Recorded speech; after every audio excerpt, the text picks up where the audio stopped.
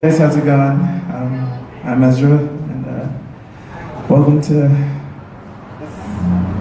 Poetry Matters. Oh God, my voice is all right. I'm really nervous. You got it. Oh my God. It's all good. All right.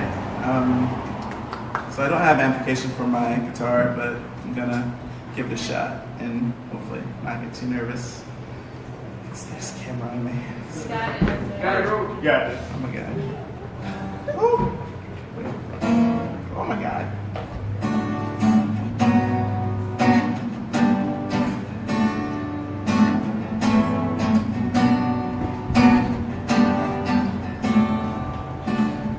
Me and all my friends, we were all misunderstood. They say we stand for nothing, that there's no way we ever could. Now we know what's going wrong, and the world and those who lead it. We just feel that we don't have the means to rise above and beat it, so we keep on waiting. Oh, waiting on the world to change, and we keep waiting. Waiting on the world to change. It's hard to be the system when we're standing at a distance. We keep on waiting, waiting on the world to change. And if we had the power to bring our neighbors home from work, there won't be no more Miss Christmas, no more ribbons on the door. Oh my God, I'm sorry guys. I'm just too nervous to do this. No.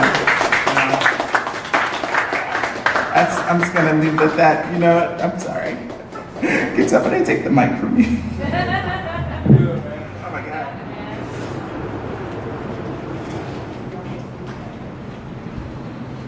Sorry. Give them another hand. How many of y'all have been on the mic? You got nervous? It happens. It still happens. So no. Thank you, Mr. Ezra Hampton. Whatever. When you're famous, remember us.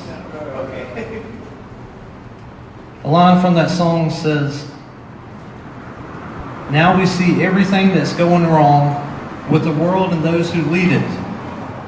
We just feel like we don't have the means to rise above and beat it. So we keep waiting on the world to change." Though this mindset is often attributed to millennials, it is present in all generations. But the broken backbone of American society will not be healed by applying the ointment of apathy. We cannot sit back and judge leadership from our phones, hoping that one day, years from now, we'll finish our glass of tea, get up out of the rocking chair, and this country will have magically improved. It is not going to happen. When less than 24 hours ago, white nationalists marched on the campus of higher learning, carrying torches and spewing ignorance through chants like "White Lives Matter," "One People, One Nation," "End Immigration," and, quote, "The heat here is nothing compared to what you're going to get in the ovens. We have work to do." So tonight, we're going to pick up on our discussion about race, racism in America, and hopefully racial reconciliation. Tonight, our focus is going to be race in children of color in current America, the talk, and police-citizen interaction, including how to react to the shooting of Philandro Castile. But we begin with our poetic open mic segment like we do every time. For those who don't know me, my name is James Aaron Snow. I'm a volunteer with the Poetry Matters Project, which I'll be telling you more about here later on. I will be your MC and moderator for tonight. As always, we would like to cover our guidelines for the open mic. We ask one poem per person, brief introduction. Also, the Book Tavern is a family-friendly place. Therefore, we ask poems to not be vulgar, are full of perverse speech or have any overtly offensive language. Obviously, because of what we're talking about as well. So I want to call up our first poet. You know him well, Mr. Calvin W. Pennywell Jr. Give him a hand.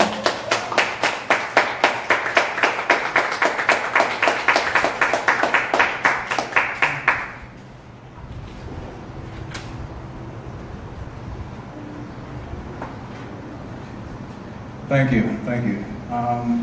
The piece I'm going to read will actually be sort of an epigraph in reference to my mom, Dr. Denise Pennywell.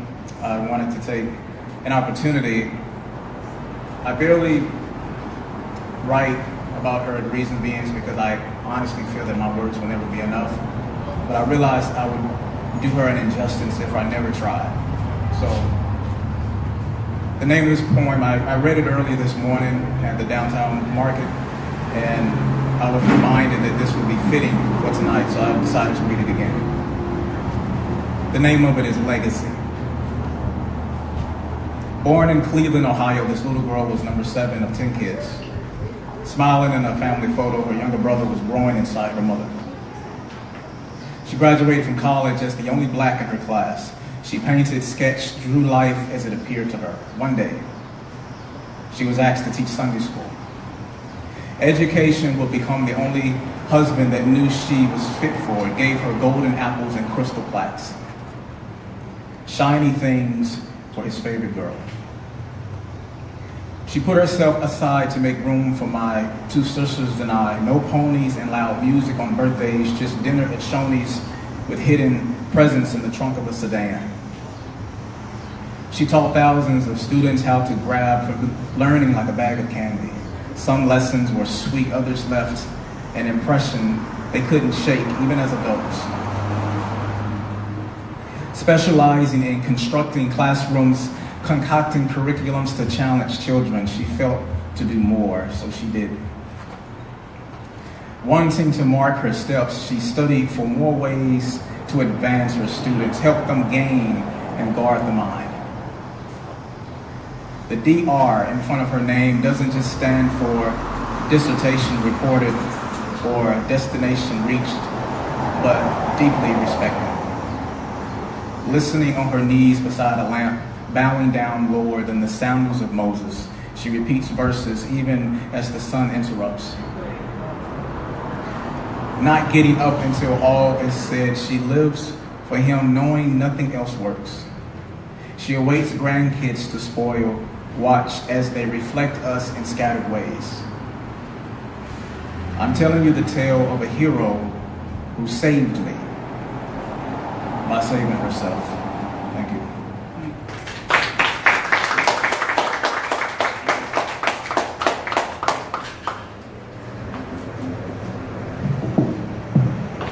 You will get to meet the woman in that poem here shortly. Our second poet of the night, a face you've seen, a face that's getting more and more popular in the area. I enjoy hearing his voice. Conscience, welcome him to the microphone, please.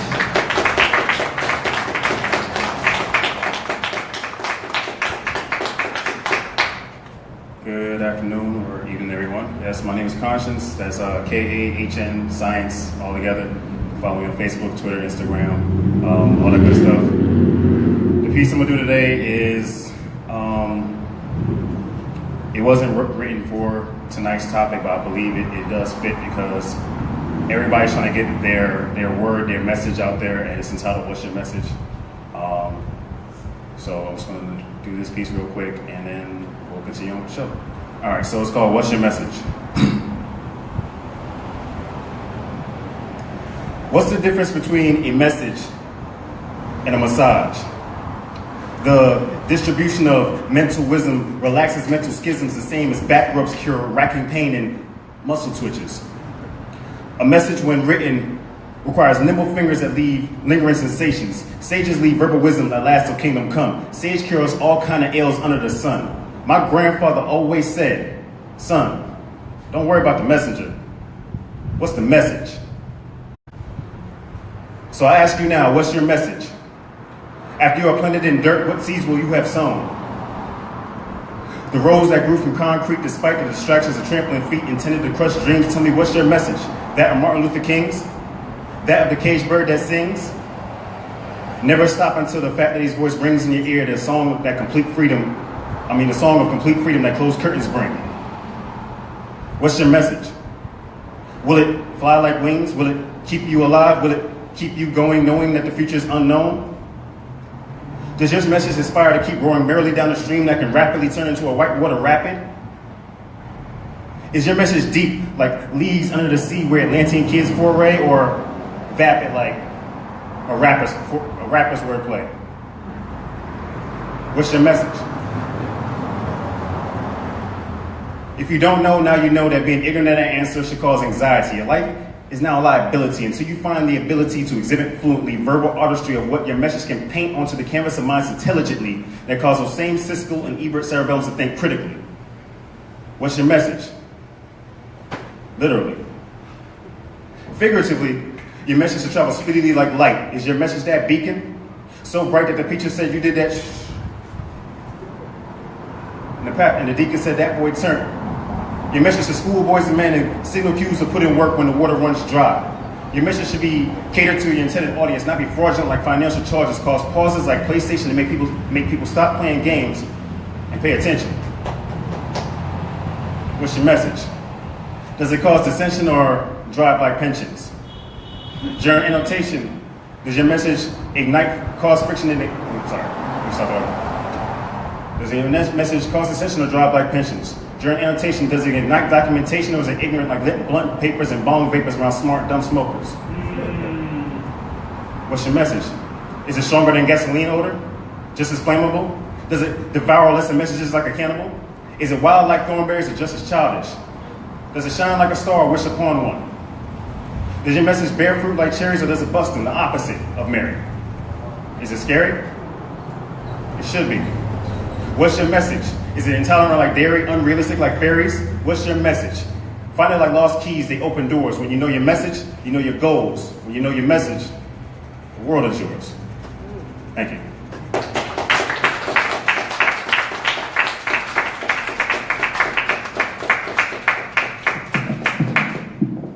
I'm telling you, you never know what's coming to the mic. Before we get into our discussion,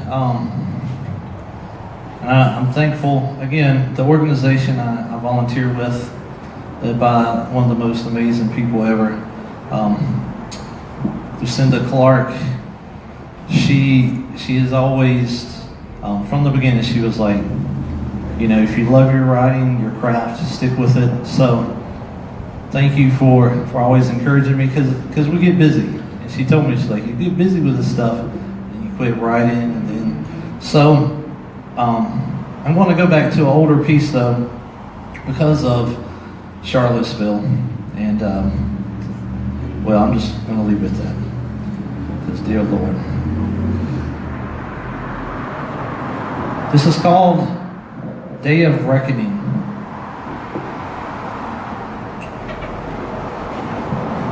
Reckoning, in some face, it is a visible justice on earth. For others, it is the moment after death.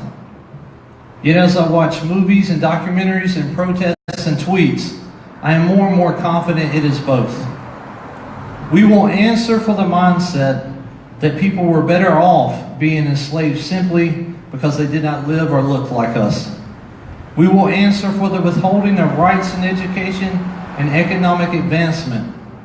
We will answer for creating a class system based on skin color, segregating seats in schools, restrooms, and restaurants. Yes, we will answer for a system created by our own hands, where racism has replaced a whip with handcuffs and a plantation with maxed out prisons. What makes this ebb and flow of inerrant thinking so dangerous in generations to come is now the undertow of our society. How so? We get defensive about a 16-character hashtag, Black Lives Matter. We get up in arms over a 60-second trailer on Netflix. Because the first three letters aren't all the same, we consider the alt-right OK, KK. We still ask to touch someone's hair, yet we don't ask to shoot someone's son or father. I feel the weight of guilt and sorrow and white privilege helplessness when I drive by pre-Reconstruction era fences in Virginia, knowing they were built with the blood of busted knuckles, the sweat of a sunburnt brow, tears of a hopeless heart, yet their bodies were not the same skin tone as my own. I look deeper still in my Alabama family tree, and I see branches bowing from the consistent weight of strange fruit, where the N-word wasn't used when singing along to Tupac, but instead to label unidentified criminals. After all of this contemplation and investigation and numerous conversations, I, an artisan of words, ask what I can do.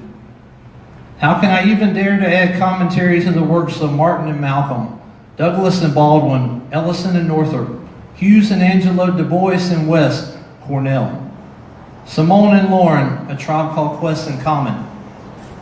Each line I write is like wearing lead shoes while walking across a minefield. I want to reach a better place, but I'm afraid I will lose my legs in the process. I must at least try. I must, at the least, try to reach out. I must, at the very least, try to reach out to my brother and sister each day. And though it may sound pessimistic or apocalyptic, I must say this. No matter what faith, creed, or God you hold fast to, one statement that tends to be more of an axiom stands out to me. What goes around comes around. There will be a day of reckoning.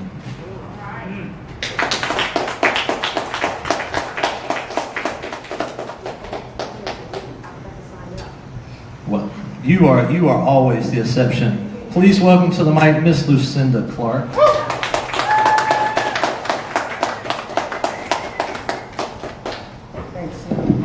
Terrible thing is I have to follow him, but I've been working on this poem.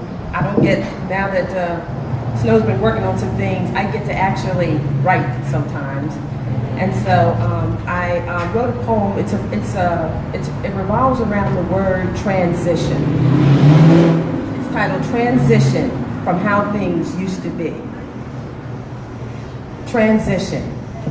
It's a word that has been used so many ways recently in politics, tragedies, and self-awareness exercises. Some people used to use it to refer to a passing from life into the next realm. And sometimes it's used to describe a political movement as peaceful, global, forceful, to some yet-to-be-determined destination. We are forced into transition like when we move from complacency to activism, from silent voices to shouting from rooftops, from private belief to open declarations to God, from secure to insecure, from fired up to numb, from confident to bullied, in solitude, in public, within families.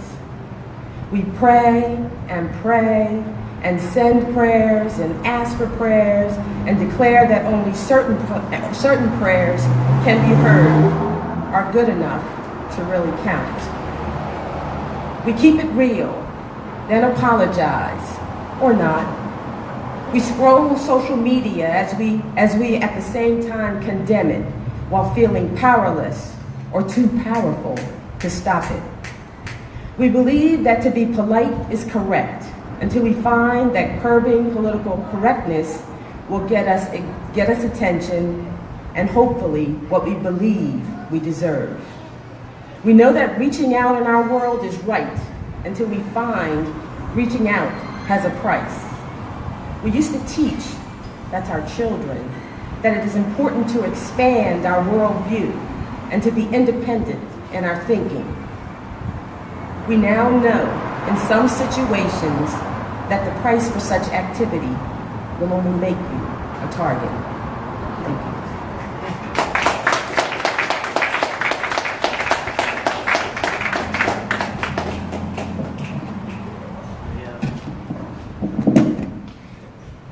You ready? Yeah. Okay. What's your name? Charson. Charleston? It's like Carson, but Charson. I'll let you say it. I messed up the names enough. You gonna read that poem you were telling me about earlier? I did two. They're real No, short. we gotta do one. They're real short. We gotta do one. Okay, that's fine. You good? All right. Introduce yourself. Yeah, my name's Charson Anthony. This one is not really based on the theme of what everybody's talking about today. But I just, generally speaking, want to introduce myself, as a poet who loves to write and deliver, and learning from who I feel are the best, the masters. Robert Frost is my the greatest. Okay, but that aside, I mean the Romantics. All right. So this one is just just a general introduction to who I am, and in poetic form. This is called a mistaken grandeur. Mistaken grandeur. I'm the greatest poet you haven't read. A native American luxury, cableless, defiant, and fluttery, fiddled by ink-rooted verses that said, not so literary, the thoroughbred, that pound surpassed to Eliot's apathy, nor bookworms Shakespeare's greater tragedy. My stress's accent possibly instead, between the reflex and expectation, when loose plots on blank memory rehearses, rhyme recesses that scheme themselves branding, freedom to the measure's abstract persuasion overruns to how when each converses, through all the ends I missed understanding.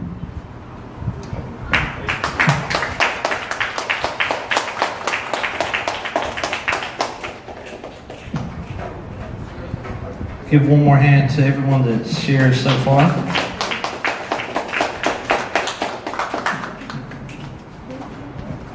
As we look at our discussion this evening, I'm very excited about our guests tonight. Just to let you know, after we introduce, I've asked, maybe they brought it with them, if they had any personal writing they were wanting to share. I know Anthony he's got a catalog of stuff. But I've got 3 questions that I sent to them earlier this week, kind of let them ponder on, meditate on, and then we'll kind of open the floor. Again, our focus tonight are on the topics of race and children of color in current America, the talk, and police-citizen interaction, especially in conjunction with Philandro Castile. So let me introduce an amazing lady, as you've already heard in poetry form, Dr. Denise Pennywell. This is her very humble bio. Come on. Dr. Pennywell, you can do whatever you want to do. Honestly, you have the floor tonight. Dr. Pennywell is the mother of 3 wonderful children. That includes Calvin, apparently. She is also an educator who has been in the profession for 38 years. Can we give a hand to them? Do you understand this is your last year? So we are losing. Not in education, just in the classroom. It's from what I understand, education is a lifestyle, right? So it has always been her goal to make a memorable impact in the lives of children in many ways. Mr. Anthony Sleepy Eyes Carter.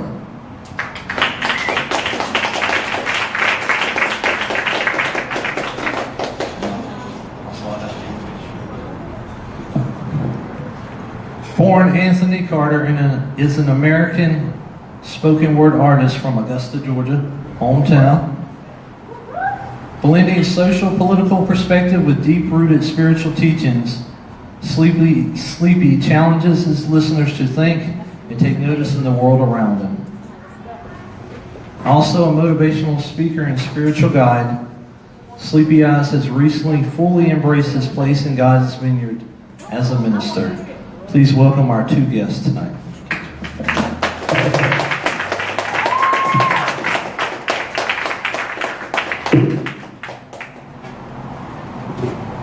So, out of the way. Oh, okay. There you go. We'll see how this works, hopefully. Hopefully we can bounce between the two microphones. If you have, I have 3 questions. To kind of get them started, but if you have a question or comment as they're speaking, I'll be kind of keeping an eye out for the crowd. Just kind of raise your hand, that way I can acknowledge you and we can get to your question or comment as we go along, but we're going to start with these 3 after their personal readings. So Dr. Pennywell, would you start us off? Okay, ever since my kids were born, I would always write in the mornings. I would write, do my devotion or do just a writing. So when he said about the talk, well, I'm going to read a section of one of my diaries. This is in 1993 when CJ was a little big boy, and this is the kind of talk that we had. This was written at 5:20 p.m. In the evening. Natalie and Natasha had spent the night with a friend. CJ and I spent the day together. We spent time in the library. We watched videos. We had a few talks. It was a nice, quiet day. December the 31st. CJ and I were having a conversation. I was complaining about how tired I was and how tired I was having so many problems. Just drinking milk, it just made me sick. And CJ looked at me and said, you don't have to be sick, Mama. I said, why? He said, just stop taking the milk, stop drinking the milk. So those were the kind of conversations we had. Those are the kind of conversations we had concerning the time we spent together. I just want to share that with you. And that's throughout all my writings, all my morning devotions, that consists of those kind of conversations with God concerning my children.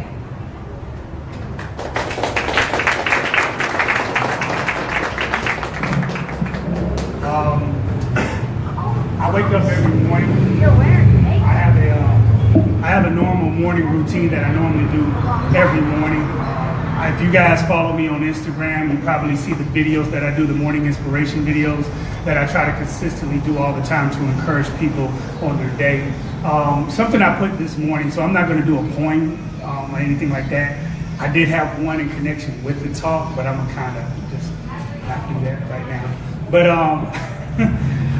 But it's something I said was, the walls are falling all around you. That's fine.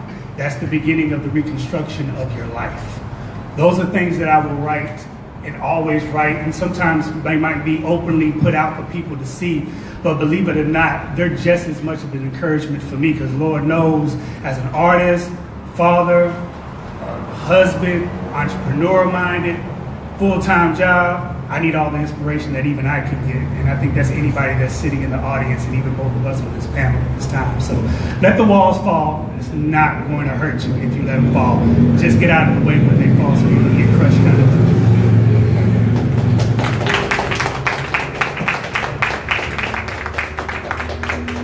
So our first question is, because Dr. Pennywell has raised her 3 children, so it's kind of a past and present tense. And Anthony is still raising. They're not young. They're growing up fast on you. I see them in the pictures. They won't be taller than you soon enough.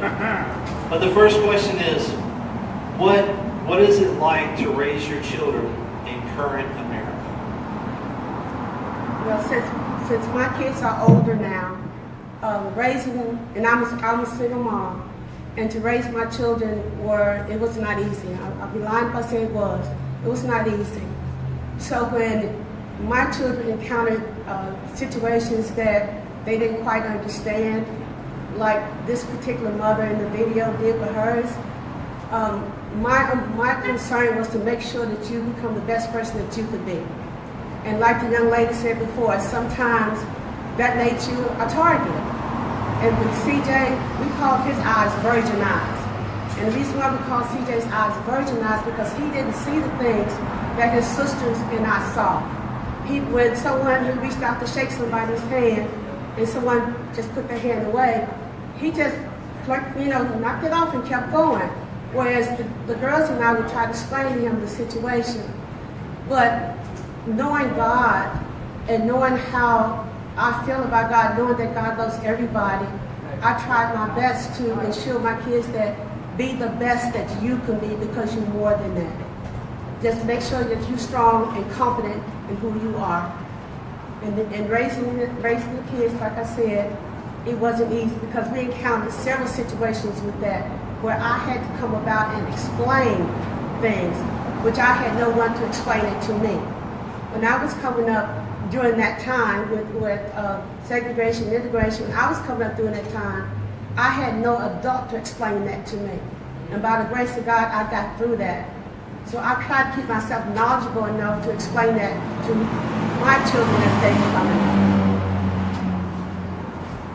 up. For me and mine, one thing me and my wife, well, at least me for sure, we try to do is be as blunt with our children.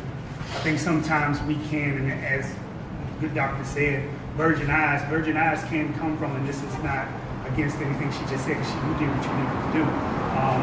And also explaining was a good thing, and I'm glad you said that, because so often we can keep our children ignorant to what's really going on around them, and we think we're protecting them, when in actuality, you're doing more harm than good. It's kind of like the kid that you sheltered, and then you wonder why when they went off to college, they lost their mind and came back home.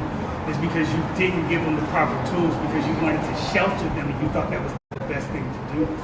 So one thing that we do in my home for sure is when we sit down at the dinner table and eat, that is a time to have straightforward, real, honest conversations about any and everything that's going on in life. As far as current America with the things that is going on, I try to explain to them exactly what's being seen on the TV screen, what's being portrayed in movies, what's being portrayed on Disney Channel, on Nickelodeon, because we so often get into this habit where we think current America is just simply our relations between whites and blacks, or our relationship between the police, or this current state and that current event that's going on, Islamic terrorism and all that other stuff, when there's so many other things that are going on in current America. Current America is my children having a cell phone and being able to have their hands at the fingertips of any and any type of information that they can get. Current America is my children being able to walk down the street in Augusta, Georgia, where we still live in a divided city of Augusta being Richmond County itself on one plane, Columbia County, Evans Martinez being his own plane, but my kids are getting to see that there are white people on Broad Street, and it's not just blacks only. Current America is not just what we always painted to be from 1991 or 1963. Current America is 2017, and we have to consider the conditions in which our children are having to live in. Current America is we have to explain why a young woman wants to change her name, her gender, who she is and how she is, into a different gender. That's current America that we live in. And the questions of, Daddy, why is this acceptable? Should it be acceptable? Those are the conversations that we have to have. And I have to have them as blunt, I have to have them as honest, and I have to have them as open, because there's so much information at these kids' fingertips that if I'm not open and honest with my kids, somebody's going to, in my personal opinion, whether you agree with me or not, my personal opinion is somebody's going to come along the wayside, pull their coattail, and lie to them.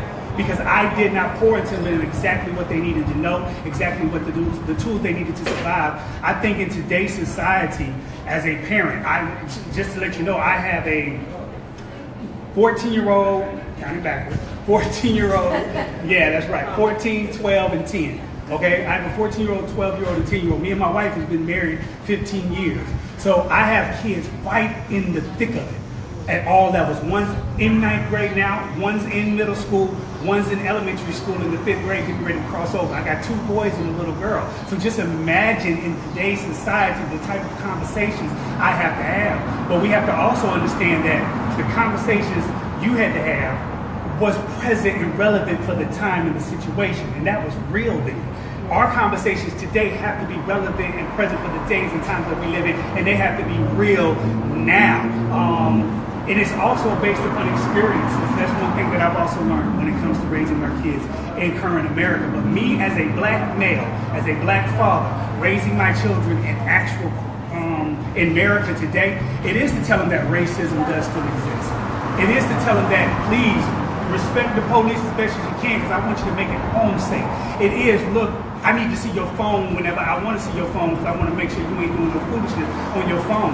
It's still, and it's even still today, no locked doors in my house. Matter of fact, 2 of the doors in my home ain't even got the doorknobs on.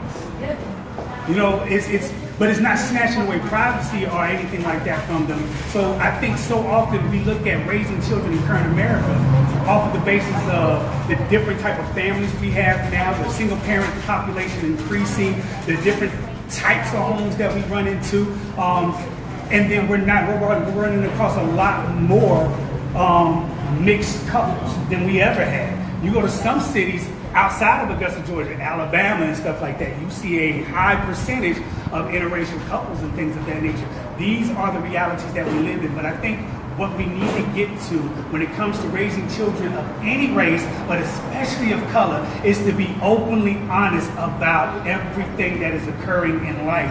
My kids come home and they talk about the gangs that are inside their school, right? I have to be open and honest to my children to tell them I used to be one of them kids.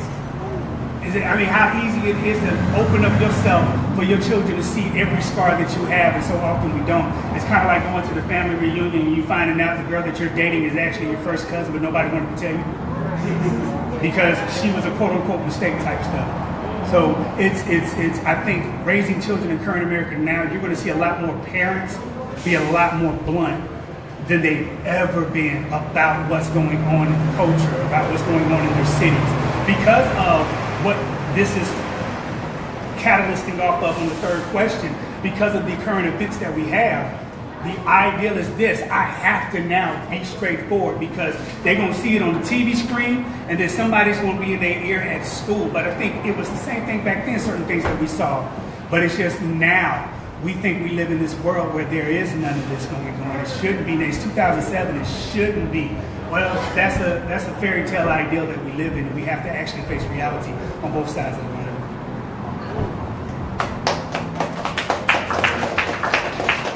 Questions, thoughts? Okay, sure. It's very true. And we, as of last month, looked at the 50-year anniversary of 11 West Virginia. Digging into that now. Piece. Second question, and I preface it because of who I am. Growing up, I can't even remember, but I know it was after college. So I was in my 20s before the talk took a different meaning, or I understood there was a different meaning. For most of us, it is the birds and the bees, this is, okay, you're old enough to know the stuff, the storm doesn't bring a baby. But in my studies and in, thankfully, friendships and people I knew, I came to understand that there was a different talk taking place in non-Caucasian homes between parents and children in reference to how to act around police or the appropriate behavior to keep yourself safe. So my second question being two-part. One, have you had the talk with your children, or did you have the talk? And if so, what did that interaction look like between you and your children? Are you talking about like with the police? Or are you talking about sex? Yeah, as far as the police. Sorry, you put sex. Other than the sex. I'm glad you clarified that, because I wouldn't know last time I got to Oh, okay. I wouldn't have fired after that. So, yes, in reference to the police. Thank you for Well, no, I did not have the talk. I'll be honest. I did not have that talk with my children at all. My goal was to teach them to be independent and be sure about themselves. I did not. But I wish that I did. In reference to what he said about his raising his children, I wish more parents of the current times now would do that. Because as a teacher and an educator, that would roll over into me. So like I said, back in the day, no, I didn't have the conversation. But if I was raising children now, yes, that conversation was part of it. But I never would have thought that the time would come, well, I had to teach my child how to act when they saw policemen, other than how do you do, sir, thank you for your service, or thank you for helping. I never would have dreamed that it would come a time when I needed to have had this talk with any child in reference to the policeman come to you, make sure you don't do this, make sure you don't do that. But if parents today did have that talk, not only would The conversation with the policeman, interaction with policemen would be different. The interaction with anybody in authority would be different. So I give him thumbs up the way he's raising his, because I, as an educator, see that and it rolls into it when that's being done.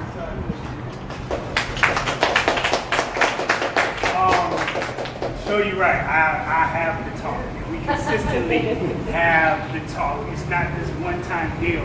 It's a consistent theme. It's a consistent conversation. And I'll even make this mention, since I thought it was about it, I'll even mention this. My daughter, she's in the 5th grade. We've had to talk about sex. Darn right. And if you think it's a game, you need to really check it out, because you need to have it even in elementary school. Appreciate that. You need to even have it in elementary school. But aside from that, we've had to talk in the conversation about interaction with the police. But the reason why my catalyst for it is not because of the videos that you see. It's not because of the current situations that is going on, which, let me correct my mouth with that. We call it current situations, but I'm gonna be honest with you. The interaction with blacks in the police, minorities in the police, poor people in the police have always been like that for years upon years. It's just right now every citizen in America has a camera. And regardless of how quality it might be, I can capture whatever I want. So just you sitting here rubbing your beard right now, you can be a meme on Facebook. You get what I'm saying? Because everybody has access to a camera. So the idea of this concept of quote unquote the current situation, and it's not current, it's been going on. We need to get that out of our heads, because if it's something that I said to somebody in a general comment, matter of fact, I can't remember where it was, but I made this comment. It's not so much the statistics that is reported of police brutalities or police killings, it's the ones that are not reported. Come on. That kind of makes you be like, hold on. Wait a minute, it's the number of kids that are abused, or young teenagers abused going into the holding cells by the police officers, or the interrogation rooms and things of that nature. So that's a little caveat for you guys. But as far as the talk, the catalyst for the talk for my children, and I hold my head down in saying this, but I also hold it up because I came out of it, was because of my history in the streets. And having to run across interaction with the police all the time, being pulled over, told to sit on the curb, I'm going to see my mama, and because I got on Dickies and some Chucks and a white t-shirt, I'm being questioned to the 23rd power on why I am in this neighborhood. Do I have any business in this neighborhood? Who do you know that's in this neighborhood? It's also walking to school with my homeboys. We actually have books in our hands and our student IDs on our neck, because at the time when you was going to Richmond, and I think any other school back in 99, 2000, you had to have one of identification badge when you went up there, and it was connected to a lanyard. Okay, I remember this, walking up the street to get to the bus stop. This cop that passes by me every single day and sees us walking to the bus stop stops to ask us for our ID and personal information. Bruh, I don't have anything. I'm going to school. I got a school ID and some books, cuz. You get what I'm saying? Or walking to the corner store and being asked if you have ID, consistently always running into the police. And I will be honest, some of the things that I got pulled over by the police for and got stopped by, I was legitimately in the wrong. You see what I'm saying? I will honestly say that. But because of those things mixed with things that I think was really some messed up stuff that shouldn't have happened and things of that nature, it caused me to sit down with my kids and have those conversations. And not waiting until it's a situation, because so often most parents wait until, like you said, they're about to go off to college, or watch this, I hand you over the car keys, now I want to give you the talk on how to interact with the police. Pee on that. You need to have the conversation with your kids, because of the simple case is, my son has to go, like, I'll give you an example. In our neighborhood, right across the street is Richmond County Board of Education Police. Right up the street, there's another Richmond County police officer. Down the street used to be a murder investigation police officer, right? He moved out of the neighborhood. So we're growing up seeing cop cars in our neighborhood all the time, but they live there, okay? It's a big difference, right? But here's the interesting thing. Even then, my son has to go so far down the street. He says, Dad, I want to go play basketball. All right, I know where the goal is. You can't go no further than that, right? If you go further than that, you can get knocked out. And if somebody comes up and says, I say, have you seen Uzziah? Yeah, he's down the street. You're good. But if they say, I didn't see Uzziah, he's going to get knocked out, okay? I got to know where my son is at all times. But this is the thing that I'm getting at. He's been instructed, while you're out there by the court playing ball with your friends, if the police stop, this is how you act. This is what you say. This is what you do. What are you doing out here, young man? My name is Uzziah Carter. My dad and my mom is right up the street. They live at 3251 Peninsula Drive. I will gladly go down there with you so you can conversate with them, but I will cooperate with whatever you need at this time, Mr. Officer. And what's the sad part is, if we really want to talk about the talk, and you really want to get an inside look on what it feels to have the talk with a child of color, we don't teach our children. I'm not going to say we as in the collective, but there are those of us who are parents of color that teach our kids, look, respect the police, not because they're there to protect you, but respect them because out of fear. I don't need you to get killed. I need you to make it home at the end of the day. And he's just down the street at the age of 14. He's just down the street playing ball at the age of 14. But what if some young kids, that's teenagers, decide to go sit on the green box? We used to sit on the green box back in the days, right? Go sit on the green box, and they out there smoking marijuana. Regardless of your thoughts about marijuana, if it's illegal, it's wrong. Okay, let's just put it right there. You're out there smoking marijuana. The police stop, and my son is out there playing ball right next to the green box.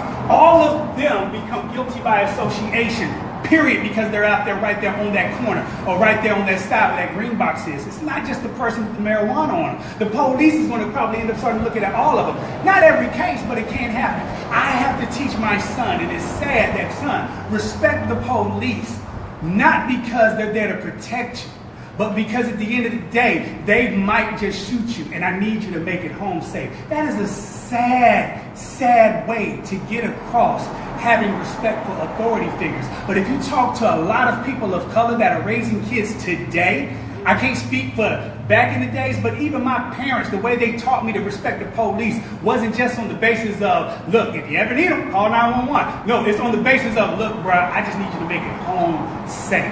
I need you to make it home safe.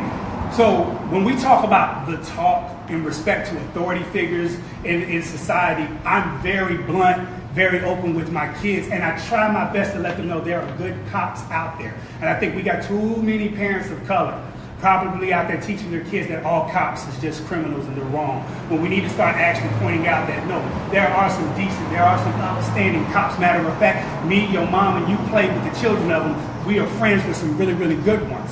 So let's not paint every police officer to be just this criminal out there killing everybody, because you wouldn't want to be painted as a black person as being this drug dealer that's out there killing everybody. So it needs to be the same way with the police. We need to have that same respect for them, because not everybody is upholding to that same concept of, hey, you're black, you're wrong. No, or you're white, you're right. No, some of them are actually out there doing a legitimate job, and they need to be applauded for it. But they also need to step up and start talking more. But I get it. Police officers like a gang within a gang within a gang within a gang within a gang. So I get it. I understand. But at the end of the day, that talk with my kids is very open, it's very honest. And I want to piggyback on something that the doctor said. It flows over into the school system. How does it flow over into the school system? When you teach respect for authority, not just you as the parent, respect me, the fear of God in you because I'm your mom, I gave birth to you, well, 9 months. All that's hogwash. It's one of those things where when they go to school, I guarantee you as an educator for how many years? You can pinpoint which child probably gets the proper teaching and guidance consistently at home by how they act in school. And then the parent got the nerve to show up at the school all shocked, like you didn't know little Johnny was a doggone bad little child. You know what I'm saying? Like, not yes, the one that you ain't doing right. You know, but it's that idea that I teach my kids bluntly and openly and honest with all type of information I can give them, because when they go to school, I need that to pour into the school. But not only that, when they're in front of any authority figure, it's going to be right. If you're going to act up in front of me so we can correct it. So when you're in front of authority, it goes across a whole lot better. And we actually do have conversations about the situations that do go on. I ask them, how do they feel about it? What is your thoughts about it? Do you see any issue with this? And they give me their feedback about it, how they feel about it, and things of that nature. And we're able to have that open and honest discussion and conversation. But you got to take the hate out of it and let your children first express themselves without the bias of you. Because one thing, they become a product of exactly what you're pouring into them. Son, how do you feel about what's going on with Trayvon Martin? Son, how do you feel about what's going on with this situation, that situation? Dad, this is how I feel about it. And I'm now able to guide him based upon what he told me without trying to be so biased about my feelings for things and things of that nature. And it's hard as a parent. In my mind, it's extremely hard as a parent, man. You just like it's like Christian parents. You're gonna be Christian, and if you become Muslim, you got to get out of my house. It's like you got to be careful of that. But that's the reality we live in. Most parents are biased towards everything, and they're going to only pour into their kids exactly what they want them to be. We got to get into the habit of pouring into our children to build them up to be who they need to be. I don't need my child to be me. I need them to be them. They need to be the best thing they can be, but in front of authority figures especially. Any questions, thoughts? Start with Ms. Lene.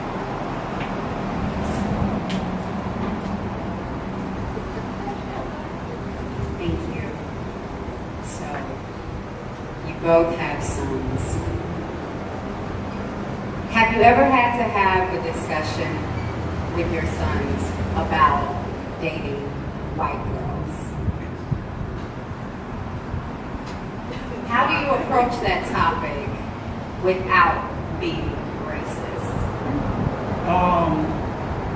Straightforward answer that I give mine. As long as they treat you right, as long as they respect you. Because I'm gonna tell you why I say that.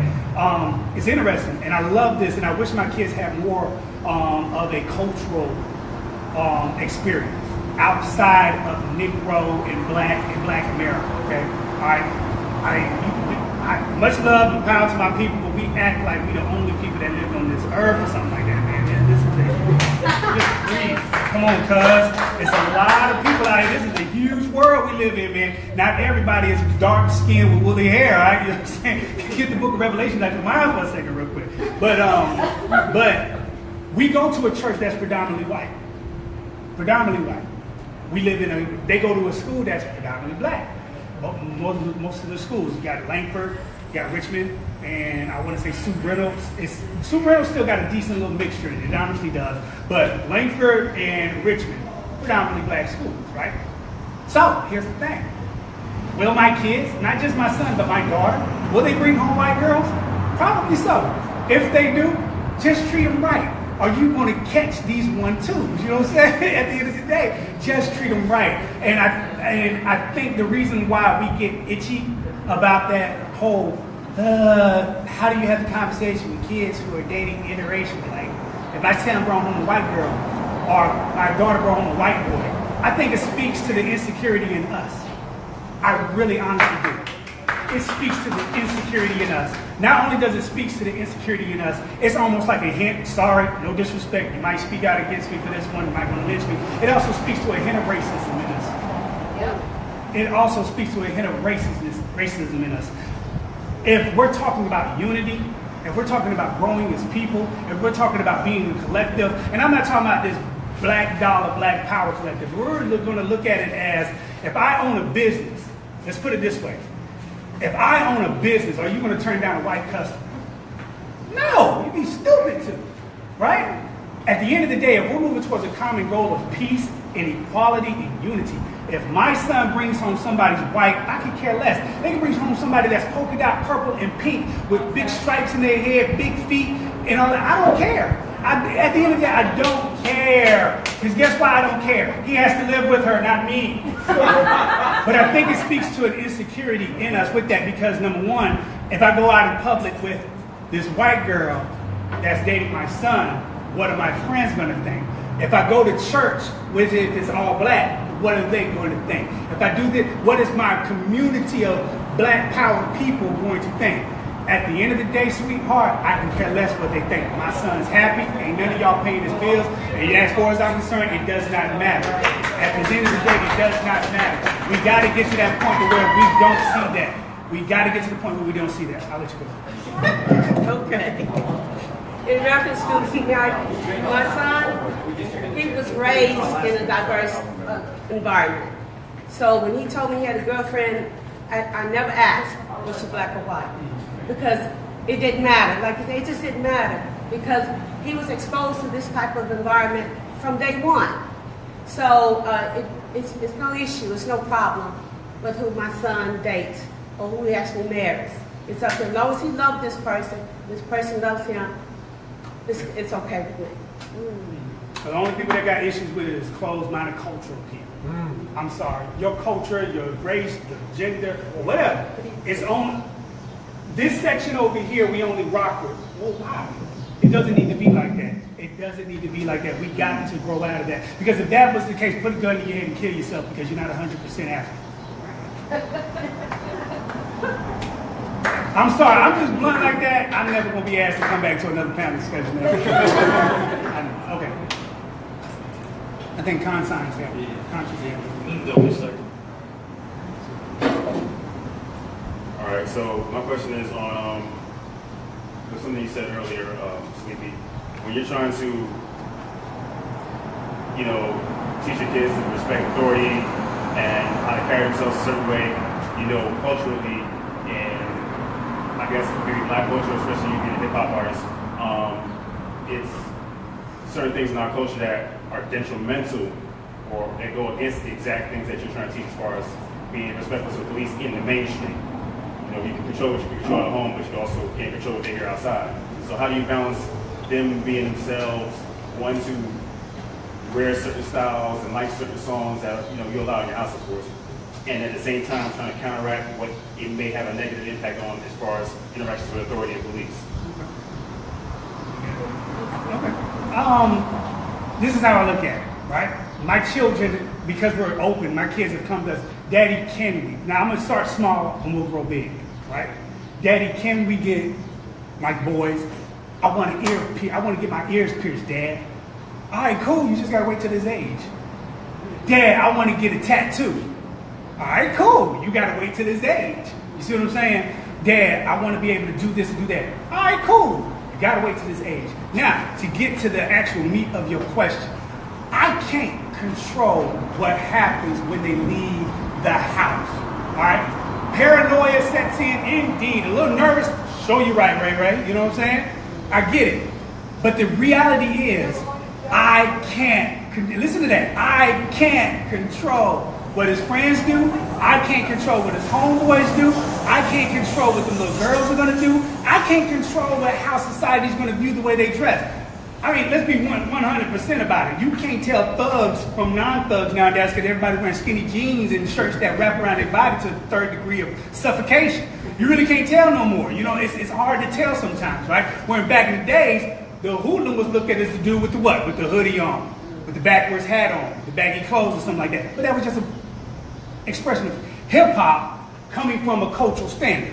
You get what I'm saying? But it's the same thing. It's an expression of hip-hop and all other types of genres of music coming from a cultural standard, right? So, if my children want to express themselves with a mohawk, go ahead and do it. If they want to go out there, now, my daughter is not going to go out there with no Daisy Dukes on and her breasts hanging out. It just ain't going to happen. There are some boundaries in this life that we live, okay? There are some boundaries I will place on my children, and I do place those boundaries, man. But at the end of the day, I have to accept the fact I can't control them. So how do I deal with it? I pour into them what I can pour into them while they're in my presence. I hold myself at a standard of acting a certain way when they're in my presence and when they're outside of my presence. Because the last thing my children need from me, need to hear about their dad is this. Look, in front of dad, hey, your dad probably act like that in front of y'all. But when he out there in public doing poetry, he a whole other person. Hey, he might be talking, he faithful to his wife, but he hitting on every chick in the poetry scene. You know what I'm saying? I don't need that. Because then everything I pour into them means absolutely nothing to them. The minute you let your young people know that you're a hypocrite, you're a liar, and you're fake, is the minute they will not trust you. It's the minute they won't trust you. And they smell it a mile away, and they're going to run from it, and they're going to eat you alive, because they're going to throw it in your face every chance you get. And all that, well, I'm your father, so you've lost the war. You've lost because you made yourself out to be fake and phony in front of them.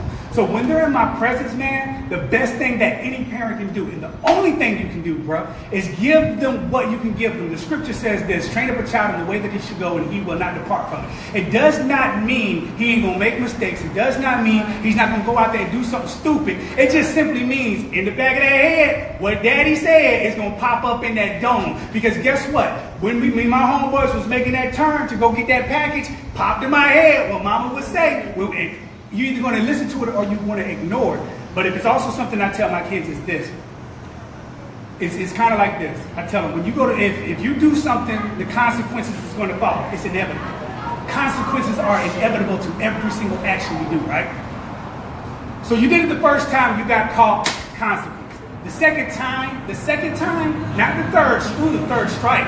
The second time, what you have inevitably done is shown me that that is what you want to do, and regardless of the consequences to your actions.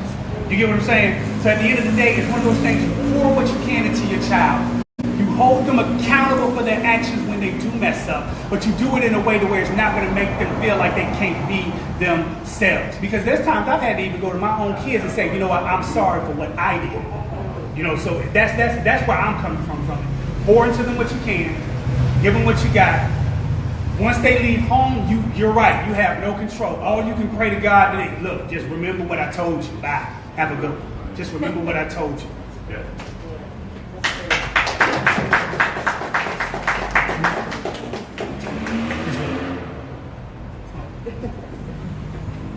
Any other questions?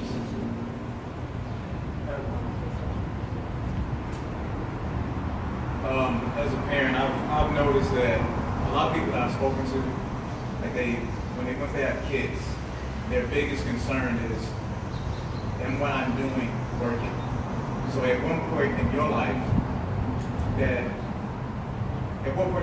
evident that they're listening, or they're acquiring, utilizing the lessons that I've given them, those shining reminders, so to speak, that like as a parent that you're trying to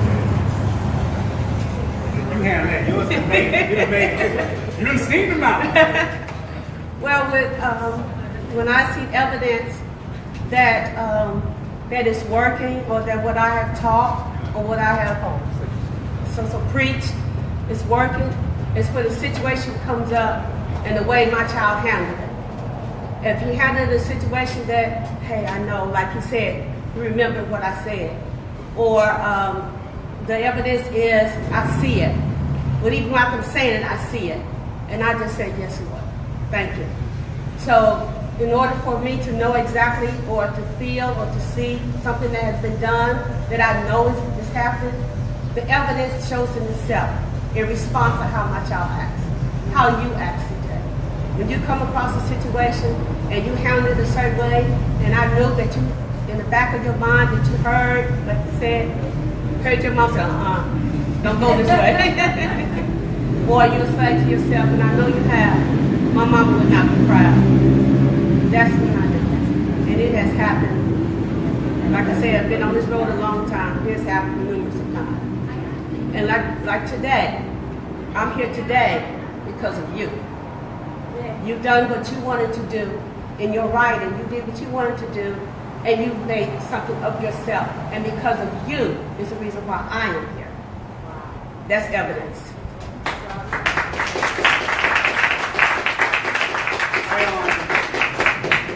I pay attention to my kids.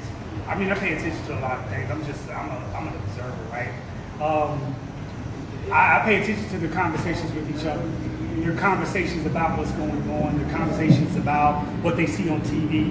My wife and my daughter were sitting down watching something on TV that was dealing with dating, one of those dating shows or something like that. And my daughter was like, she said, I can't remember what she said, but when she said it, me and my wife looked at each other and said, we ain't gonna worry about that. But it's those ideals right there. That doesn't mean that she's not gonna make any crazy, stupid mistakes again. But at the end of the day, it's one of those things where I pay attention to how they react to it, what they're saying to each other. And I'm gonna give you another key to where you know if your child is on point. Pay attention to what the community is saying, what the teachers are saying about it. If you really want to know what your children are doing, go ask their teachers. Go ask their teachers. And tell them, don't say that. And tell them, don't be bull-jiving me with that Johnny Sweet stuff. Tell me the truth. What about my child? Your child is an angel with dirty wings, and he's going to hell tomorrow. You know, but that's the reality that we live. I mean, that's the reality. The reality check that we all need is from those individuals that, excuse me, have connections with them that is on a consistent basis just as much as us. If not, watch this, more than us. Because in today's society, if we're talking about in today's America, both parents ain't home for so long. So your child has free range to be whoever they want to be, or whoever society builds them to be. So if you really want to know the proof of your work, if you really want to know it, go ask the community. And if they come back and it was amazing, my son, he had to go to summer school last year, right? And it hurt him because, I mean, he worked hard, man. He worked hard. He passed all his classes, but couldn't pass that test, that end of the year test. That is the devil's playground. God will strike it down with a vengeance, I call upon that in the name of Jesus. But he failed that test, right? And my wife sat down with the teacher, and the teacher looked at my wife and said, "I'm sorry." Well, my wife started crying, and every teacher she ran into that day said, "We're sorry. I wish I had more kids like Uzziah. I wish there was more students like Uzziah.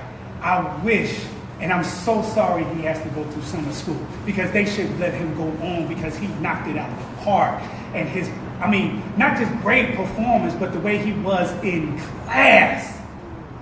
If you really want to know, ask the community, because the community going to tell you the truth about your kids.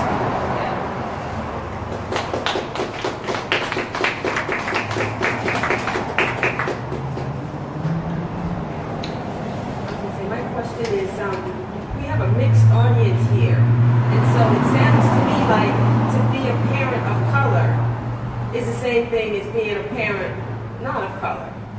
So for the parents who are not of color here, is there anything that you can say to help them realize that we're all just bringing up contributors to the society, especially the educator, because I know you see both sides. Mm-hmm. What is Mike ain't gonna make it? Yes, it is.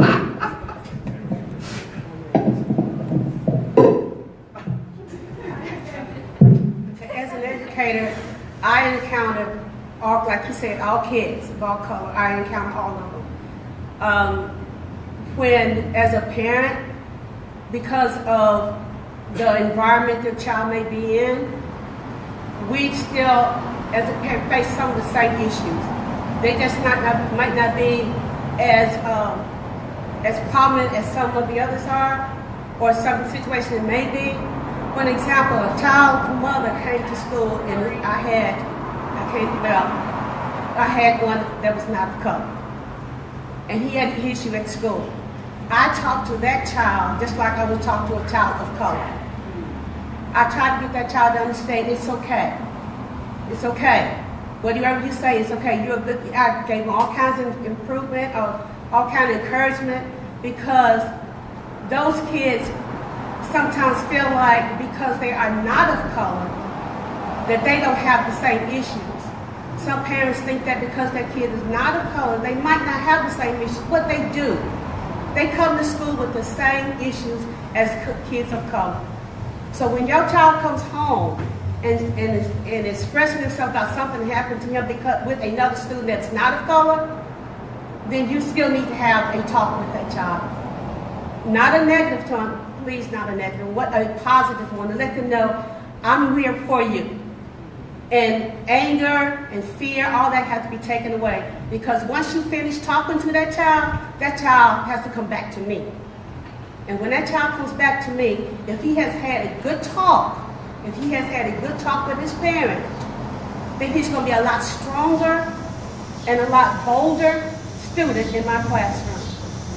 So yes, I talk to the kids of color, and I also talk to kids that are not of color, but I don't discriminate between either one, because they all have to learn. They all have to learn, and they all have to go back home. But when you talk to them at home, they have to come back to me.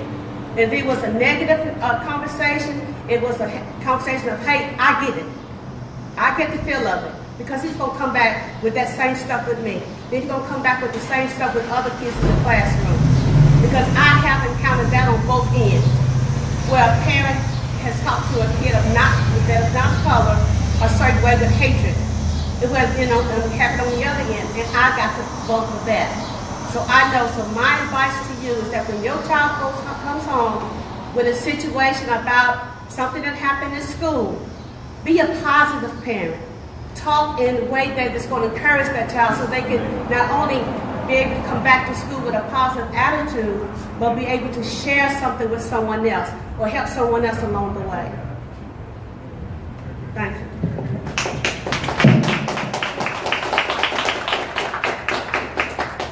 So I have two questions that go in two different directions.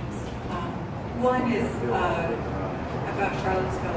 You said that you talked to your kids about, like, you know, what are your thoughts about Trayvon Martin? What are you responding to? So I wonder if either of you have had a talk with your kids about what's happened in Charlottesville. And the other question, which goes in a different direction, is when your kids are at school or in the community and they're with their white, if they have white friends, their white friends, do they, if they encounter racism, what do you think the best response is for their white friends? Because there tends to be that sort of like, oh my gosh, I can't believe that happened after the fact. And then there's that other response of the white person being like, oh, I'm going to be the savior in this situation. So I'm just curious if that's come up, because it seems like one of those sticky points that would be a challenge to talk through. And now, how would you answer that? Because my kids are growing up. Now, as far as Charlottesville, I haven't had the chance to really sit down and dive into an in-depth conversation with my kids yet. So I can't answer that. But on any other occasion, I can tell you about their responses. They are heartbroken. You can see the heartbreak in them. But what's interesting, when all this stuff started to transpire, stemming from Trayvon Martin and all this other stuff that built up with every single one, the first time it was just to them like, dog, that young boy, he should have never got killed. They didn't see it as a black male got killed. They didn't see it. At first it was just a young man got killed to them. As another video surfaced about this, another video surfaced about this, then their mind started to wiggle. Another black boy got killed. Now their use of words has changed. Black boy got killed. Black boy got killed. Then my middle child, who's the most inquisitive out of all three of them, his language went to the most extreme. It's just treating this is how it is for black people. And the best response that I'm always able to give to them is to, first and foremost, don't ever look at what's going on in current America as means to where it hinders you from being better than just another black person. Or this is how they treat black people. And this is what happens to black people. The minute you have that mind frame, I tell my sons, the minute you have that mind frame, and even my daughter, is the minute you hinder yourself from achieving any and everything that you want to achieve. And contrary to popular belief, and amongst a lot of my black friends, they might not like this saying, if you talk to anybody that is in the armed forces, they will come back, no matter their race, no matter their creed, no matter their religion, for whatever reason. Because the furthest I've ever been is New Orleans. Well, I've been to California, but I was born in Germany, but all I remember is snow, okay? But the reality is this. They come back saying there is no other place like this. There is no other place like America. And I teach my kids that, look, regardless of what's actually going on, you're still in a great opportunity to actually achieve great things, son. But don't be so silent that you don't speak up, number one. And number two, don't be so mad that you make everybody else a target and an enemy. And I'll tell you why, because when all this stuff transpired to me, they brought out the worst in me. And one of the brothers from my church was white. He said, he came to me one day, I was at his house for a get-together, and I ended up staying later there than everybody else. And it was his opportunity to really come to me and talk about the stuff. And he told me, he said, Anthony, man, and he don't even call me by really, he even called me by my stage name because he just loves me that way. But he said, hey, Sleep, I couldn't approach you because you were so mad. But it was like this hatred, angry, mad at everybody mad, bro. And I'm your brother in Christ, and I didn't know if I could approach you. I didn't know how to approach you. So it's that ideal that with my kids, I have to get them in the mind frame that it's all right to be mad at what's going on, but take action in the proper way to take action, number one. Number two, don't be so mad to where it's hatred for people just because they're white or just because of the police and things like that. Don't do that, don't do that. What was the second question now? It was how the white friends should react in those situations. How to be supportive without being dismissive or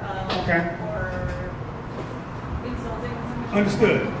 The interesting thing about having a conversation about civil unrest in our city, racism in our country, or whatever, is that we tend not to be empathetic towards the opposite side because I have to be right. You have to take my side. You need to understand what I'm going through. And if you don't understand what I'm going through, you're blind and you're racist too, and I'm not this Jack. That's how we react. As black people react. But then white people say, well, you should be able to see it my way too. And because you can't see it my way, you're just a closed-minded black man and I'm out. That's how we act. So when we do have those conversations, the way we need to have those conversations across the color line is, first and foremost, it needs to be on this. If I'm the one initiating the conversation on what my experience has been and what I've been going through or what I've been noticing that's going through, then guess what? If you're, I don't care if you're white, pink, purple, or polka dot. The main objective of you is to listen to what I'm saying, hear what I'm saying, and see that it is a real experience. Our responses a lot of the times is based upon the fact that we treat other people's experiences, and I'm not even just going to use it in the sense of how white people should react. This is also how black people should react in the same vein, because it needs to be talked about on both sides of the spectrum. We tend to react like your experience is false and it's not actually your experience. It's not your experience because it's not my experience. How can you have my experience and you never had my experience? It's not logical. So my suggestion to you is, and to you also, if you're ever in those situations where something happens and one of your black friends, one of your black partners or people is into something that really triggers them, don't go to war with them on how they see it. Let them be mad. Just don't let them hurt nobody. Support them that much. Support. It's almost like a marriage, right? It's almost like a marriage. You know why marriages don't work? Because don't nobody want to be wrong. It's not the fact that everybody want to be right. Somebody got to eventually be wrong. You know what saved my marriage? Because me and my wife was actually on the verge of divorce. What saved my marriage was the fact that both of us finally said I'm wrong. Somebody said I was wrong. And you're right. And you can be right all day long as it makes my marriage happy to the point where we can start actually having great conversations. So before you rebuttal, you shouldn't have that feeling. And then like I had one person do this. I'm going to show you something. I'm going to give you a great example. Matter of fact, I had somebody do this. Talking about being pulled over by the police as a black person. My thoughts about it might be different and will be different from some whites. So he used an example of his wife being pulled over by the police. And he said, you see how it's the same thing?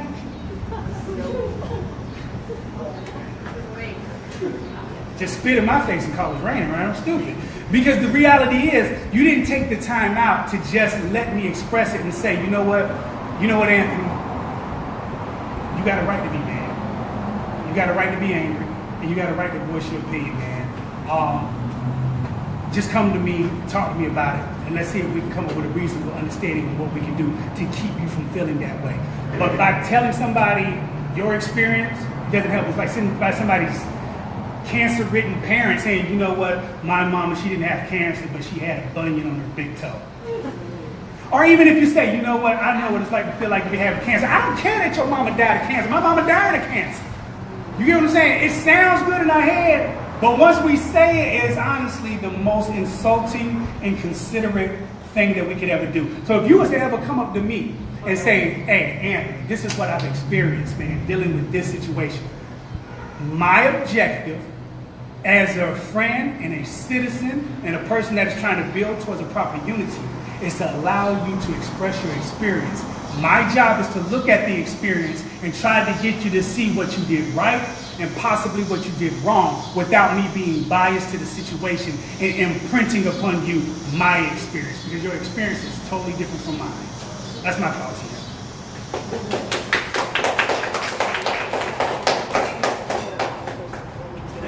Okay, so before I ask the question, I wanted to thank you and validate your point on what you say and how you teach your children comes back in education. Working at Boys and Girls Club with middle schoolers, we had a young man who was being bullied, and we did not notice a change in his behavior, but his mother most certainly did, and she is a woman of color. And so she came, and I was a little afraid of how this was going to unfold because she was hot, she was mad. But she called a conference between her and her child and the parent and the supposed bully. And they came together, and she asked both boys what was going on. She looked at her son and said, "What's going on, son?" And she looked at the other young man and said, "What's going on? Because I want to discuss this so we can come to a truce." And then the parents discussed the issue. And right there, that young man's attitude changed immediately. And when he came back to the Boys and Girls Club, he was his regular self. And so was the other young man. And that situation got squashed immediately. And even though we were not technically the educators, us in the school, we got to see that change right there because the parents got involved. So to validate that point of what you said, Dr. Pennywell, I can only imagine, as the one that sees them and tries to teach them everything, I can only imagine. So my question following that is, have you ever seen your child or any of your children being treated in a stereotypical way, and how have you responded to that? Well, whenever growing up, I honestly did not see a whole lot of that. I saw some. But as they got older, there was a situation when my son, that did happen. And what I did was that I went back and I addressed the gentleman that treated my son in that way. But I also took him with me to let him see, because like I said, he didn't see it, but I did. And I knew the signs of it.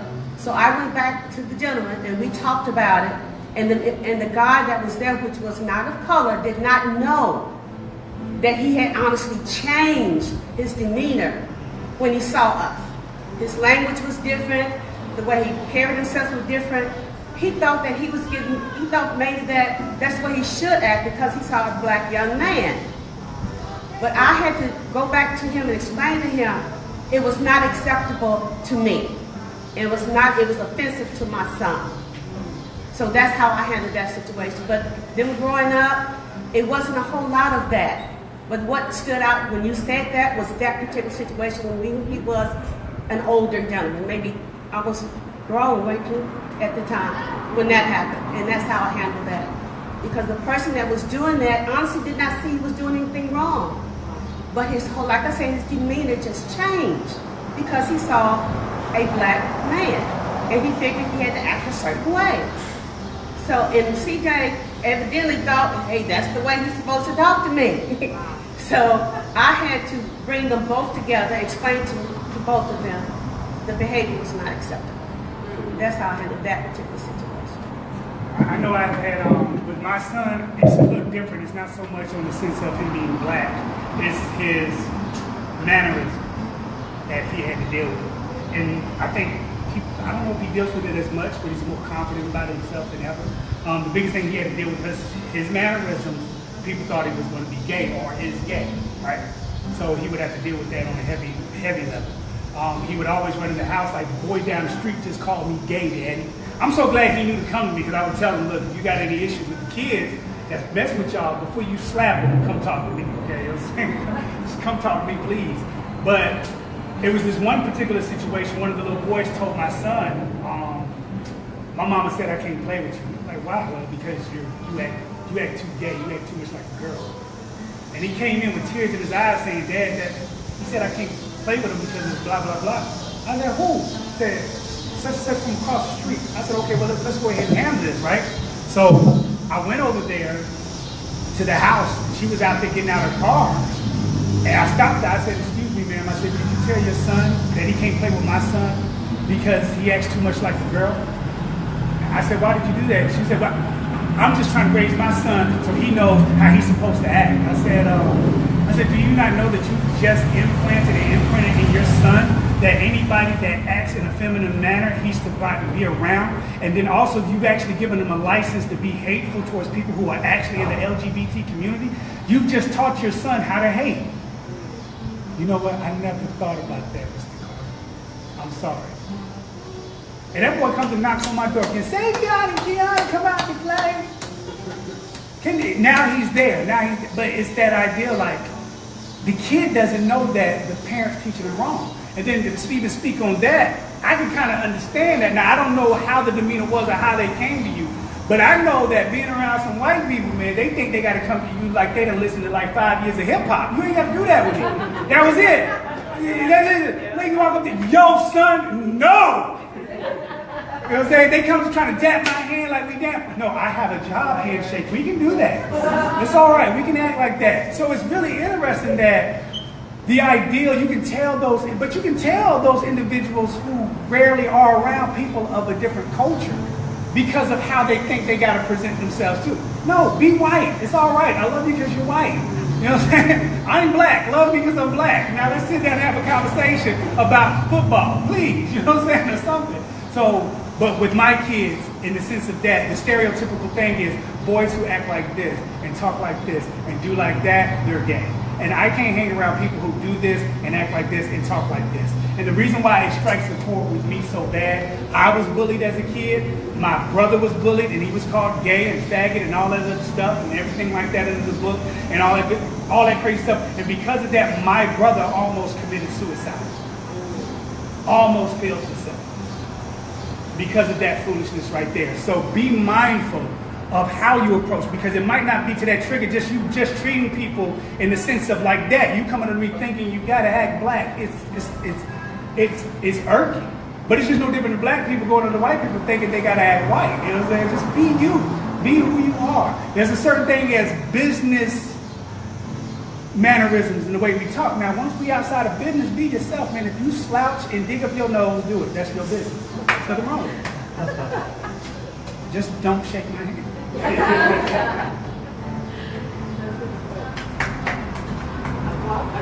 I've been watching the two of you up there, and it's like, okay, we got Bello down over here on the left, and then we got Mr. Fireman on the right. And so it must have something to do with environment, because I mean, some of the conversations we've had in the past, we've dealt with race, but we've never dealt with socioeconomics. So we've never dealt with the fact that, you know, it sounds like you raised your sons not in an urban setting, or you raised your children in a non-urban setting, and you are raising your children in an urban setting as being an urbanized person. So can you speak to the difference, to that difference? Well, I noticed that in his response, in my head, I know that his background is different, and I understand his response as with mine is different. So that's my response to that, because I can tell that we're different, but I like the way it is, because not only am my race, my age different, I'm a lot older. So my views and my thoughts and the way I saw things, the way I raised my kids, they're going to be different. And with him, he's like, now, this is the way it is. And I can see him in this conversation, I can see my children that I teach. So I can understand and can also agree with some of the things he said. So I kind of like the mix up here. I do. I mean, my mannerisms, in all honesty, I get some of them from my dad. My dad is it's the way he does his body, like you just have to see it. I can't explain it. My mom and my brothers always say, you think you move just like dad, cuz I hate it, right? Because me and him really get along. But anyway, but I'm also birthed off of hip hop. So a lot of my mannerisms comes from that element. I was born in 81. I think 82, 83. But that's the age of my oldest. You know what I'm saying? So you're looking at 82, 83. My first introduction to hip hop was watching the movie Beat Street, and then seeing other little elements that came along with hip hop, the breakdance, the movements, the swag of the body and stuff like that. So I am honestly, like even with my poetry, if you pay attention to how I deliver it, I'm birthed straight off of hip hop. That's my foundation when it comes to my art. But when it comes to anything else, I am the way I am because of passion, because of who I am and my experience. She is who she is because of her experiences and things of that nature. And people are just built different, you know, because you can have somebody that's from my generation still sitting up here being just as calm, cool, and collective as she is. You can. Not with children. Huh? Not the children your age. Oh, no, I'm talking about my age. I mean children that are your age right now. Because I've been through the phase you're going through Right. now. I'm about where you are, almost as mellow. Almost. And perhaps as I get older, I might mellow out. I mean, I might not. It just all depends on what God puts on my heart. Yeah. But it's that idea that I am birthed off of, but I'm also birthed off of action and reaction. I'm birthed off of that idea that, you know, the fact that you're sitting over there with your hands in your pocket looking over here, I wonder if you got something. You know, it's the fact that I'm an observer, but not only that, your actions causes my quick reactions. And my passion for things is based upon the fact that all I've seen, what I've been through, and things of that nature. So it's just intriguing. But as far as like the economic concept, growing up in a home where my old stumping ground was Stonegate, off of Riceboro Road. That's my old home. That's my hood. That's why I grew up at. That's why I banged at. That's what it was. At the end of the day, it's also growing up with a mother who did not achieve everything she wanted to achieve and sacrificed so much to make sure that we could do something better with our lives. You get what I'm saying? Or for a marriage that was faithful. You get what I'm saying? Coming from all that in our background, stuff like that. But I also had a mama that poured into me a lot of education about her history, black history. When she found out I was excited about studying Malcolm X and the Black Panther movement, things of that nature. She wanted to make sure that I understood it from the proper view and not from this ideal of, you know, everybody loves the post of Malcolm X with the gun, you know, by any means necessary, not understanding that he wasn't saying by it. That quote in that picture is not right, first and foremost, because he was holding the gun to protect his family from the very people he was trying to uplift. All right? And then by any means necessary wasn't necessarily on the sense just go out there and blow up some stuff. He said we're peaceful as long as you're peaceful to us. So let's get his quotes right before we quote it and walk around with his shirt on our chest. But also I like he said in my bio, I finally accepted the role of being a minister. So a lot of what I am and how I present things even comes from that. So it's a lot of different layers to anybody, but those are the layers of me. I mean, my father, he was a hoodlum.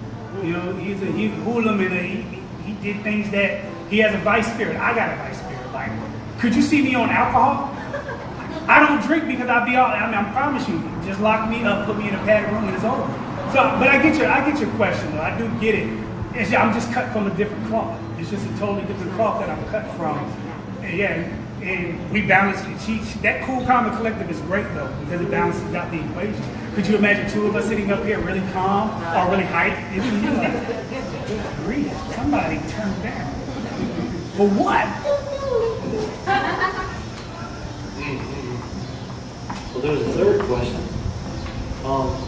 But we'll get to that. Let me, as we continue for a few more minutes, thank y'all for participating, for engaging, and thank y'all again. You know, I'll say it 100 times. Thank y'all for reading. Like y'all were my first two picks. Because we took a few months off. We didn't have a focus on Mother's Day or Father's Day, and I was going to do those separately. But then I was like, we bring them together and talk about the parents of God. So, thank you. The third question I sent to him kind of to reflect on, and it was the third because of the previous two questions, was this. And how they raised and have raised their children, and how they have had to talk with their children or having to talk. And unfortunately, because I feel this will occur and will continue to occur, I asked them to share their insight on how young adults and how we as adults should react to situations like the shooting of Philandro Castell. That situation.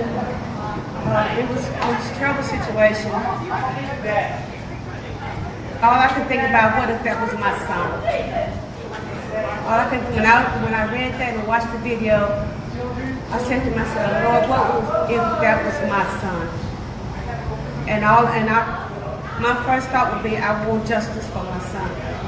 I would want justice on why this happened to my son. And that's because I just can't fathom it when it happened to my son. All right.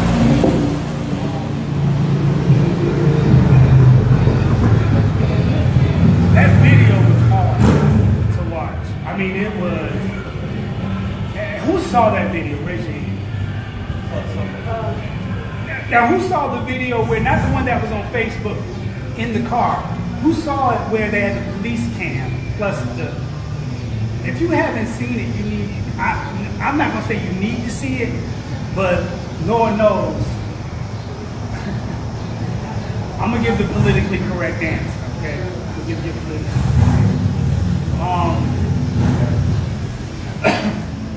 we have a generation of young people trying to find their mark in the world. So let's first acknowledge that. We have a group of young people who react to things in montage fashion. So I'm going to say it's very unpopular amongst some people who have reacted and called for action. We have a generation of kids that react in montage fashion. If you don't know what I mean, let me explain what I mean. What I mean by montage fashion, if you ever watch those movies of history or Remember the Titans with Denzel Washington, the football team, and it gets to that part where they're starting to actually work well together, and now you're getting clips of him real fast, speeding up to that last game. That's how we react to situations. That's how we react to what's going on. We react in montage fashion, guys. So my response to my young people, when we see those things that do happen, when we see these videos, when we see injustice happening, before you react out of anger, because it's easy to do that, we need to react off of the basis of looking at it from how to deal with it from a structured powered sense. And what I mean by that is, ask the question, if you want to change what's going on with your police department, you need to change who's running the police department. You do that by voting. You do that by being involved in your politics and your city politics and knowing what's going on with it. I'll be the first to tell you I need to get better at that. I vote, but I don't know the full spectrum of what goes on politically in the city of Augusta, Georgia. And that's sad. I should know, being that I should be this activist. But I should know, right?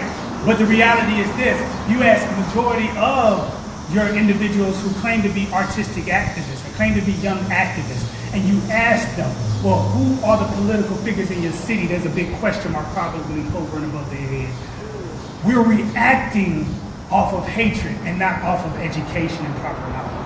We're reacting off of the emotions that we feel for the situation that just occurred, rather than sitting back and trying to say, how can we strategically plan and operate? Because we operate on montage fashion, because guess what? History books have taught us, our history classes in school has taught the civil rights movement in montage fashion. They didn't teach us that a lot of those marches and movements, and when it picked up, was already being supported by grassroots operations that had years of failure, try again, failure, try again, failure, try again. So when we try to make a movement or try to be mobile, vocal, the reason why it dies out because the grassroots are not the ones making it happen, because guess what? We don't have enough grassroots to actually make it happen. It's just like that old saying, you know, Rosa Parks, she didn't sit down because she was tired. She was strategically planted there. Well, come on. That's intelligent right there. That's sitting back, looking at it from a knowledgeable base on how I can actually make this thing work for the betterment. So they picked a woman who had a higher rank or something like that, a good person who had a high seat in one of the community groups that was going on, put her in a position. What'd you say? Say it. A solid citizen, a reputable person. Thank you. They put her in a position where, guess what? If they touched her, it was going to cause a media uprising. If they messed with you, it was going to cause a media uprising. It was going to be a sight to see. Just imagine, and I'm only going to use this as an example, not saying this brother has to do this. Just imagine if Hardy Davis was the one picked to be the political figure to take a fall. for a cause. But then you gotta also ask yourself, what grassroots operations are there to support it? Just no different than, I'll give you an example, the whole Kaepernick football thing, right? If anybody's familiar with that, man taking a knee during the national anthem and all that other stuff, right? All right? He did it, that's a political figure. Caused the media uprising. Other players joined them, but there was no grassroots operation to actually keep it going. We went into the streets and said, we want justice for such and such, and police need to be held accountable. Come with something written on paper saying this is what we actually really want, and hold them accountable to make it done. What made the civil rights movement, and the reason why I'm going back to that is because it's brought up when we have these situations, is that the brilliance of it, they came with something specific that they wanted. It wasn't just vague. They didn't just walk in there, we want justice for black people. We want justice for women. That sounds really great. But at the end of the day, guess what? What exactly do you want to try to achieve? Oh, we want to be able to vote. We want to be able to have the same wages. We want to be able to eat where we want to be able to eat without having. We want to be able to go to the schools that they got specific in what they wanted. How should young people react if they see it as an injustice? You approach the situation with an actual politically written out plan. Give you an example of a plan that can be put out on paper, presented to your councilman, and fought for. All right, if there is a police shooting that does happen in Augusta, Georgia, the precinct, the city itself has no business investigating the shooting. Take it to a higher court level. Something from out of town needs to come in and investigate. On top of that, the family, whether they black or white, Hispanic or whatever, the family whose lives have been investigated also has the right and should have the right to hire their own investigator outside of the police precinct to investigate it too. You see, it's something that's tangible that can be presented. But just to stand up and say, we want justice, walk down the street with a slogan on your shirt. Now somebody done made a whole lot of money off of the death of a young man on the block. Come on, capitalism at its best, baby. Come on. Come on. So let's be 100 and honest about the situation, ladies and gentlemen. Young people, if you're on their Facebook Live and watching, the best way to do it is don't go out there off of emotions and passion and the fact that you're sick and tired of 600 years of whatever you might be sick and tired of. Get tangible, written down something, and somebody to represent what's tangible and written down to get the job done. If it's a police shooting that is happening in the city of Augusta, the precincts, no matter where, the city has no business investigating that shooting. It needs to be an investigation brought from the outside, and the family members should have the right to have an investigator also to investigate what's going on. Does that mean it's going to be given to us? No, but it means we got something to fight for. We have something tangible to speak about. We have an actual situation on the books that can be looked at. The only thing history will write when we look at it from 500 years from now, if the good Lord expects this earth and wants this earth to continue to move, is that all they yelled for was justice. But they wasn't specific in what they wanted justice for. So guess what they got? They got a body camera and some more shootings. Wake up. Because if they're not being convicted off of you having a cell phone, what makes you think the body camera gonna do any better? And if they got that cameras on their own police cars, so what makes you think all that? They gave you something to pacify the movement, and you accepted it and quieted it down. If you got something tangible, connect with your grassroots organization and make it work. Study your history. Study the civil rights movement.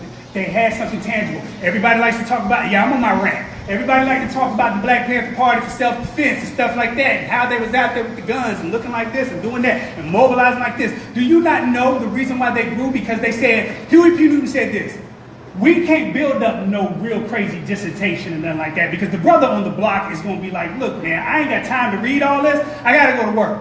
They came up with 10 points. Simplistic. Handed it out. People looked at it and said, I can dig this. I can get down with this. I can ride with this. Where's the meeting at? They showed up to the meeting to get better educated on what those 10 points was going to be broken down into. was going to be broken down into. Don't get so caught up on the march that you forget about having actual tangible things to represent. The march was to promote what you wanted. It was to promote the actual written thing that you wanted. And then who's going to be your spokesperson that goes in front of the people that actually speak for them? That's another question. Because Martin Luther King didn't want the job. All right, I'm done. I'm sorry. I apologize. You're good, man. You're good.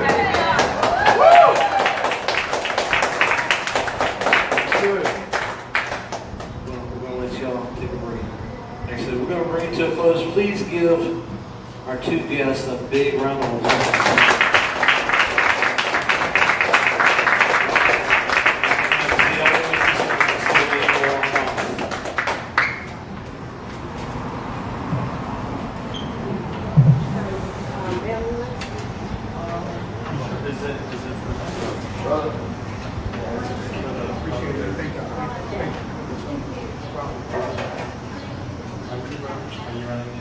Have y'all enjoyed yourselves this evening? Have you learned something tonight? Good. These are, as you can hopefully tell, these are two very intelligent, intuitive people, and I am sure if you had some personal one-on-one questions, if they're here for a few minutes, they would be willing to answer them. Just a couple of things as we close up tonight. One, including our two panel guests, if you share tonight in poetry, as always, when you finish, we want to get a group picture with everybody in front of the banner. So make sure you hang out for just like 5 more minutes. A reminder, as I said at the beginning, this is an event that the Poetry Matters Project has the honor of hosting in collaboration with the Book Tavern. This is our 4th, but we took a few months off. This is our 4th gathering, and we want to continue the conversation, and we hope y'all come and continue to be a part of the conversation and bring others with you. How about that? Can we make I put that out there next time, make a point to bring somebody with you. If you're watching on Facebook, please make a point to be here in person as well, because we want to hear your questions. There is a display inside. If you've never been in a book tavern, shame on you. 2, there is a display facing the counter, and David, who's in the back, the store owner, or Michael, who's in there, that's working right now, can show you there are a number of books on display that cover the history, the civil rights. There's some works from Baldwin, who I love, that cover just this whole array of topics and then some, and they can show you. And Michael said that if you do it tonight, he'll give you 10% off when you purchase. So pick up a book tonight before they close in 30 minutes. But I don't know if he asked David about that, but he said he would do it. Poetry Matters Project is a non-profit organization that has been promoting the power of poetry for over 17 years. It's been doing this through contests, publications, school programs, open mic nights, and a whole lot more. Its mission statement, and I love saying this at the end of every one of these events because it's exactly on point. Its mission statement is to build community connection through collaboration under the guise of poetry. And that's what happened tonight. So I'll tell you about a couple of events and then I'll let you go. August 23rd, this is not a public event per se, but I want you to know some of the work of Poetry Matters. There will be a number of us at IOMC, which is I made sure to put it, the Intermediate Literacy and Math Center, which is at the old National Hill School. And they work with at-risk children and youth to in math, super hyper-focused in math and literacy. And Poetry Matters, a few of us went out last semester, did some poetry, kids got excited, and they were all over Lucinda saying, please come back. And so there will be a kickoff, a General Assembly, August 23rd. Some of the poets of Poetry Matters will be reading and initiating a program that's going to last the entire school year. Anthony, I know, is going to be a part of it in September as well. If you have questions about that program or being a part, please touch base with Lucinda. But they are in our schools. We are in our schools making a difference. Looking forward to that. September 3rd, or I said it wrong, September 5th. Conscience, raise your hand if you weren't here earlier. September 5th at 6:30 p.m. at Higher Grounds Cafe, which is by the Goodwill on Furious Ferry Road. Free, just like tonight. He will be our featured poet, so we'll have an open mic time, and then he's going to be hitting the mic for 20-30 minutes. Looking forward to hearing more about him. Great guy in our community. September 15th, you probably already know about Arts in the Heart, but that Friday night, the Troubadour stage is going to be in the building next door. The Doors building right here. So one, that's the only stage inside. So you need to come and get some AC. But Friday night, Poetry Matters has the stage for the whole night.